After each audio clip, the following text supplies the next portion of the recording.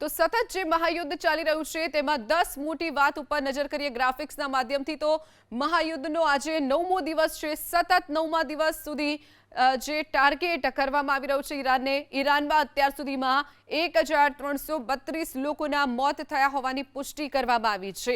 મહાયુદ્ધ વચ્ચે 10 મોટી ખબર, લેબનાનમાં 339 લોકોના મોત નિપજ્યા છે।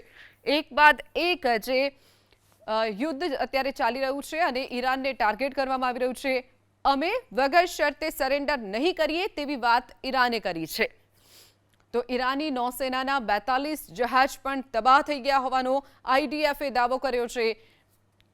નવા સુપ્રીમ લીડરનું નામ જલ્દી જ જાહેર થશે તેવી વાત પણ ઈરાને કરી છે। હજુ સુધી જાહેર એટલા માટે નથી કર્યું કારણ કે અમેરિકા તેને ટાર્ગેટ કરી શકે છે।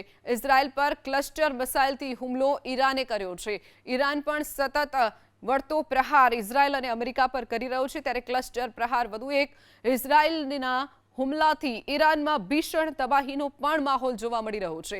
હવે ઇઝરાયેલે જે તેલ ડેપો આવેલા છે તેને ટાર્ગેટ કરવાની શરૂઆત કરી છે। દુબઈના મરીના વિસ્તારમાં ડ્રોનથી હુમલો કરવામાં આવ્યો, જેમાં નાસભાગ મચી ગઈ હતી। દુબઈમાં પણ ઘણું નુકસાન જોવા મળ્યું છે। તો બ્રિટનમાં અમેરિકાનું B-1 લેન્સર બોમ્બર ઉતારવામાં આવ્યું છે।